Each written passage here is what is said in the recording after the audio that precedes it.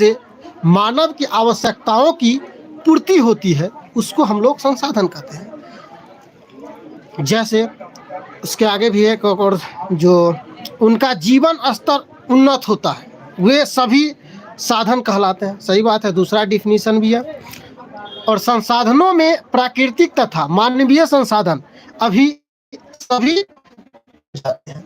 सही बात है, मानव के आवश्यकताओं को पूर्ति करता है उसको हम लोग क्या बोलते हैं, साधारण सी भाषा में उसको हम संसाधन कहते हैं। Very simple. और उसके बाद है संभावी एवं संचित को संसाधन में अंतर स्पष्ट कीजिए। संभावी एवं संचित को संसाधन में अंतर स्पष्ट कीजिए। तो सुनिए, ऐसे ज्ञात संसाधन जिनका उपयोग अभी तक नहीं किया गया है वे सभी संभावी संसाधन है।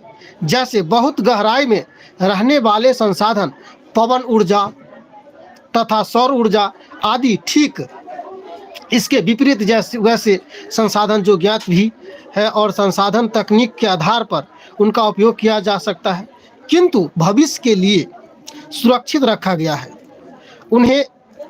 उन्हें संचित कोष संसाधन कहते हैं। इसके बाद नेक्स्ट है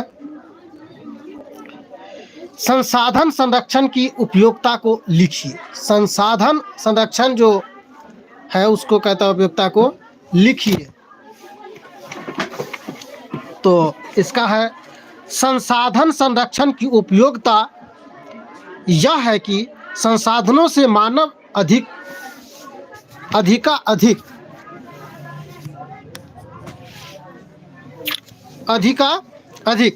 लाभान्वित होता रहे हैं। संसाधन संरक्षण से ही अगली पीढ़ी लाभान्वित हो सकती है। जब तक बन पड़े हम आयात से अपनी आवश्यकताओं की पूर्ति करते रहें और अपने संसाधनों को सुरक्षित रखे रहें तो इससे हमारी भावी पीढ़ी किसी अन्य पर आश्रित नहीं होना पड़े। इसके बाद है नेक्स्ट क्वेश्चन आपका कि संसाधन निर्माण में तकनीक की क्या भूमिका है, स्पष्ट कीजिए।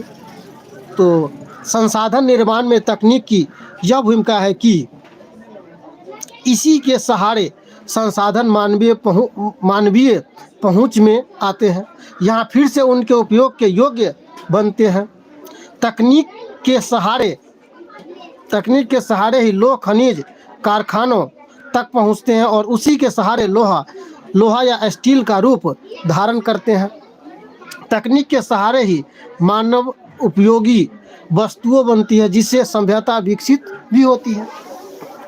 तो ये आपका भूगोल का जो था चैप्टर नंबर 1, उसी से हम लोग ऑब्जेक्टिव और लघु उत्तरीय पर क्वेश्चन पे काम किए हैं। दीर्घ उत्तरीय अगर लघु हो जाए तो दीर्घ उत्तरीय भी हो ही जाता है। और इसके आगे जो नेक्स्ट है हम लोग नेक्स्ट चैप्टर पे कल वस्तुनिष्ठ से लेकर के और लघु उत्तरीय दोनों पे काम करेंगे।